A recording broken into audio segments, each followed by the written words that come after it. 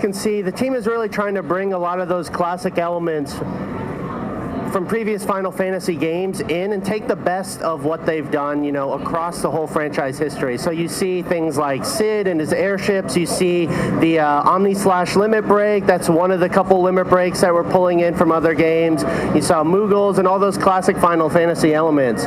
But, you know, a big part of the Final Fantasy games have always been those strong characters, has been the stories that you tell and are told by those characters. And so with the Realm Reborn, really trying to take, you know, that to a new level and let you create and tell your own unique Final Fantasy story. Create your own Final Fantasy character and customize them how you see fit.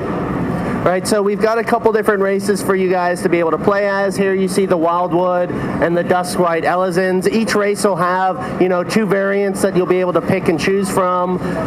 You know, the Lalafels, the Makotes, along with the Rogadins. And then, but it's not just what race you pick, it's also how you go about customizing that race in particular. So we've had a lot of customization options that the team has added so you can create your own unique Final Fantasy character. Whether it's things like muscle tone, you know, facial features, tattoos, and, you know, the crazy hairstyles. We've got tons of different hairstyles that the Final Fantasy games are known for. But it's not just how your character looks. It's also what you do with that character, how you go about playing them within the game. You know, unlike in other RPGs or MMOs where once you pick your character class, you're locked into that for the rest of your character's life. In a Realm Reborn with our armory system, you're actually able to switch between any of the available classes and jobs on the fly just by changing the weapon you have equipped.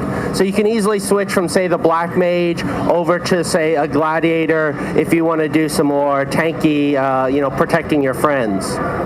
And on the subject of, you know, playing with your friends, we really want to make sure that you're always having that shared Final Fantasy experience. We want people to experience those epic Final Fantasy moments together and play through those events together. So we're adding in systems like level sync, where no matter what level you are, you'll always be able to play with your friends. Adding in things like Duty Finder that'll let you find new friends to actually go through, experience dungeons with, and group up and play. But we understand that a lot of people don't necessarily want to play or always play together, right? There's a large component of people who are used to that solo RPG experience that they grew up with, you know, used to playing Final Fantasy, you know, and with just by themselves. And so we've added in Chocobo Companions. These are AI control pets that'll actually fight for you. They'll tank damage for you, they'll heal you, and they'll bust out some special attacks to help you take down monsters. So you're not forced into grouping to experience the quest. You can play through the game by yourself and still have that robust Final Fantasy experience and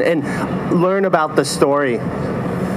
We've also added in systems like Fates, full active time events. This is the way we're trying to bridge that social shared Final Fantasy experience with some of the solo experience. So these are giant public events that end up happening as you go through and explore the world, driving people together to fight off some of the big monsters that, you know, the franchise has been known for. So let's talk a little bit about what you guys are going to play. Here at E3, you'll be facing off against Ifrit. He's one of the classic Final Fantasy summons. We call them primals. They are the gods of the Beastmen in A Realm Reborn. Now, you'll fight against him in the session outside, but within the game, when it launches, you'll actually be able to summon Ifrit yourself after you defeat him. So unlike in other games where you defeat the boss monster, you get some epic loot, and you move on, with A Realm Reborn, you'll actually be able to summon for some of these awesome monsters to fight for you. Just a couple tips to try to make it a smoother battle for you guys. If you see this magma pattern on the ground, you're going to want to move out of it. Otherwise, you're going to be in trouble, and your healer's really not going to like you very much. And if you guys end up beating Ifrit in the 10 minutes, you're going to get this awesome shirt here being modeled by the producer-director, Yoshida-san. So a couple classes we've got available for you guys. For those that have played MMOs, you know how important the tank and the healer roles are. If I could get a quick show of hands on who here might have played another MMO or a tank or healer class in there. If you guys don't mind, we'd like to ask you to play one of those classes outside just to give everyone the best possible chance of winning a shirt. But we do have DPS classes. We've got the Marauder, the Lancer, and the Pugilist. And then on the range side of things, we've got the Archer and the Thaumaturge. So controls are pretty standard on the PC. You've got placards in front of each kiosk in case you have questions. But since this is the first time a lot of you will be playing the PS3, wanted to walk you through these controls. So left stick and right stick control movement and camera. We've got our action ability. We call it the hotbar at the bottom.